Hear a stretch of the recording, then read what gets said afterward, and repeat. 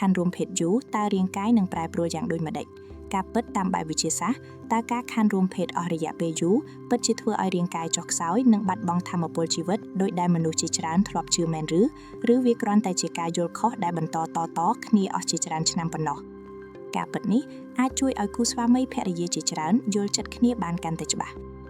នៅក្នុងការសិក្សាផ្នែកចិត្តវិទ្យាអាពាហ៍ពិពាហ៍គ្រូពេទ្យជួបប្រទះករណីជាក់ស្ដែងជាច្រើននៃគូស្វាមីភរិយាដែលជួបភាពតានតឹងនិងការយល់ច្រឡំពីព្រោះតែពួកគេមានភាពឃ្លាតឆ្ងាយខាងរាងកាយរយៈពេលយូរហើយចាប់ផ្ដើមមានការសង្ស័យថាភាគីម្ខាងទៀតលែងមានក្តីស្រឡាញ់ដូចមុននៅក្នុងវីដេអូនេះយើងនឹងមកស្វែងយល់អំពីការប្រែប្រួលរបស់រាងកាយនិងយន្តការខួរក្បាលនៅពេលមនុស្សខណ្ឌរួមភេទអស់រយៈពេលយូរដោយផ្អែកលើភស្តុតាងវិទ្យាសាស្ត្រដើម្បីការពារសុភមង្គលគ្រួសារទាន់ពេលវេលាបញ្ហានេះកើតមានញឹកញាប់ប៉ុណ្ណានៅក្នុងការសិក្សា clinic ផ្នែកសុខភាពបន្តពូជបានបង្ហាញថាបញ្ហានៃការឃ្លាតឆ្ងាយខាងរាងកាយរយៈពេលយូរគឺជារឿងធម្មតាមួយដែលអាចកើតឡើងចំពោះមនុស្សគ្រប់វ័យតាមសេចក្តីណែនាំរបស់ស្ថាប័នវិទ្យាសាស្ត្រអន្តរជាតិមូលហេតុចម្បងជារឿយៗបណ្ដាលមកពីសម្ពាធការងារការរស់នៅឆ្ងាយពីដៃគូបញ្ហាសុខភាពរាងកាយដំណាក់កាលក្រោយមានកូនឬបម្រែបម្រួលផ្នែកផ្លូវចិត្តអ្នកជំនាញបានបញ្ជាក់ថាវាមិនមានរយៈពេលស្តង់ដារជាក់លាក់ណាមួយដែលកំណត់ថាខណ្ឌយូរពេកនោះទេព្រោះមនុស្សម្នាក់ៗមានតម្រូវការនិងស្ថានភាពជីវិតខុសៗគ្នា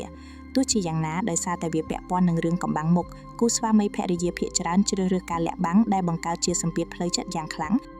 ប៉ុន្តែតើរាងកាយនឹងមានការប្រែប្រួលអ្វីខ្លះគឺស្ថិតនៅផ្នែកបន្ទាប់តើរាងកាយនឹងមានការប្រែប្រួលអ្វីខ្លះផ្អែកលើភស្តុតាងវិទ្យាសាស្ត្រនិងការសិក្សា clinic ការខណ្ឌរួមភេទរយៈពេលយូរអាចបង្កឲ្យមានការប្រែប្រួលសំខាន់ៗចំនួន3យ៉ាងទី1គឺផលប៉ះពាល់ផ្លូវចិត្តការខ្វះភាពជិតស្និទ្ធនិងការប៉ះពាល់ផ្លូវអារម្មណ៍អាចធ្វើឲ្យមនុស្សមួយចំនួនមានអារម្មណ៍ឯកោនិង stress កាន់តែខ្លាំងដោយសារតែរាងកាយបាត់បង់ឱកាសក្នុងការកាត់បន្ថយសម្ពាធផ្លូវចិត្តតាមបែបធម្មជាតិទី2គឺការប្រែប្រួលនៃចំណងខាងរាងមនុស្សខ្លះអាចមានចំណងថយចុះជាបណ្ដោះអាសន្នទៅតាមយន្តការសម្របខ្លួនរបស់ខួរក្បាលខណៈដែលមនុស្សមួយចំនួនទៀតអាចមានចំណងកើនឡើងខ្លាំងអាស្រ័យលើអាយុនិងលំនឹងអរម៉ូនទី3គឺផលប៉ះពាល់លើទំនាក់ទំនងគ្រួសារប្រសិនបើគូស្វាមីភរិយាខ្វះការប្រាស្រ័យទាក់ទងគ្នាស្ថានភាពនេះអាចបង្កើតជាភាពត្រជាក់ស្រែបនិងការយល់ច្រឡំកាន់តែធំប៉ុន្តែដើម្បីបំបែករាល់មន្ទិលសង្ស័យយើងមកពិនិត្យមើលការយល់ខុសនិងការពិតនៅក្នុងផ្នែកបន្ទាប់ការបកស្រាយការយល់ខុសនិងការពិតដើម្បីកសាងការយល់ដឹងដ៏ត្រឹមត្រូវយើងមកពិនិត្យមើលការយល់ខុសនិងការពិតចំនួន3យ៉ាងសំខាន់មនុស្សជាច្រើនគិតថាការខណ្ឌរួមភេទយូរតែងតែធ្វើឲ្យរាងកាយខ្សោយនិងទ្រុឌទ្រោមទៅទ្រាប៉ុន្តែការពិតគឺមិនត្រឹមត្រូវទេមិនមានភស្តុតាងវិទ្យាសាស្ត្រណាមួយបញ្ជាក់ថាស្ថានភាពនេះធ្វើឲ្យរាងកាយខ្សោយសមត្ថភាពឬចុះខ្សោយកម្លាំងជាអចិន្ត្រៃយ៍នោះឡើយមនុស្សជាច្រើនគិតថាការខណ្ឌរួមភេទយូរធ្វើឲ្យបាត់បង់សមត្ថភាពផ្លូវភេទទាំងស្រុងប៉ុន្តែការពិតគឺមិនត្រឹមត្រូវទេសមត្ថភាពរាងកាយត្រូវបានកំណត់ដោយកត្តាសុខភាពទូទៅរបបអាហារលំហាត់ប្រាណនិងលំនឹងអរម៉ូនមិនមែនអាស្រ័យលើភាពញឹកញាប់ឡើយមនុស្សជាច្រើនគិតថាមនុស្សគ្រប់រូបត្រូវតែមានតម្រូវការនិងបំណងប្រាថ្នាដូចគ្នានៅគ្រប់វ័យ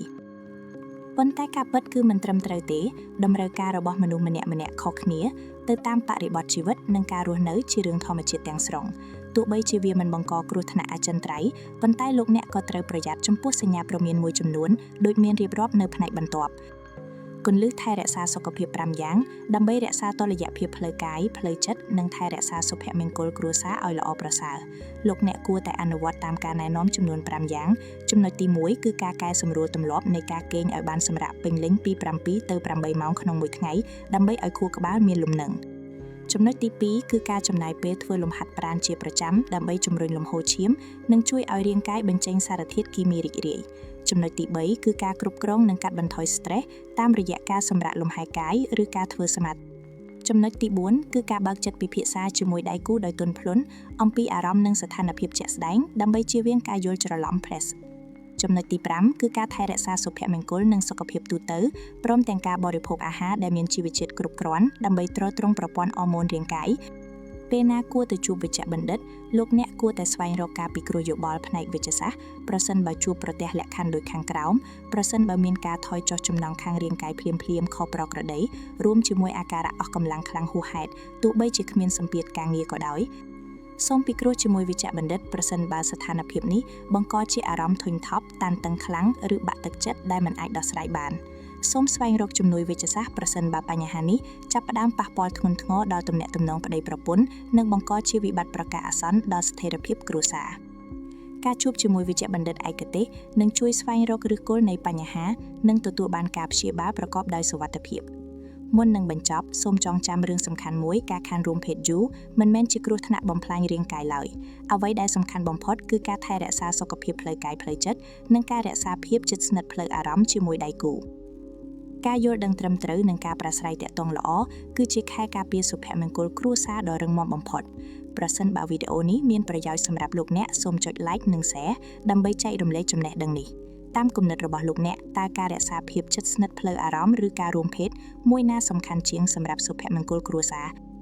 សូមសរសេរ comment មកកាន់យើងដើម្បីចែករំលែកជាមួយអ្នកទស្សនាផ្សេងទៀតហើយកុំភ្លេច subscribe channel Healthy XY ដើម្បីទទួលបានមាតិកាសុខភាពថ្មីៗដែលផ្អែកលើភស្តុតាងវិទ្យាសាស្ត្រសូមអរគុណនិងជូនពរឲ្យលោកអ្នកមានសុខភាពព័ត៌មានក្នុងវីដេអូនេះសម្រាប់មនុស្សដែលមិនមានរោគសញ្ញាខុសប្រក្រតីប៉ុណ្ណោះមិនអាចជំនួសការពិនិត្យឬការពិគ្រោះយោបល់ផ្ទាល់ជាមួយវេជ្ជបណ្ឌិតជំនាញបានឡើយប្រសិនបើលោកអ្នកមានរោគសញ្ញាឬបញ្ហាសុខភាពសូមពិគ្រោះជាមួយវេជ្ជបណ្ឌិតឬអ្នកជំនាញសុខភាពដែលមានអាជ្ញាប័ណ្ណ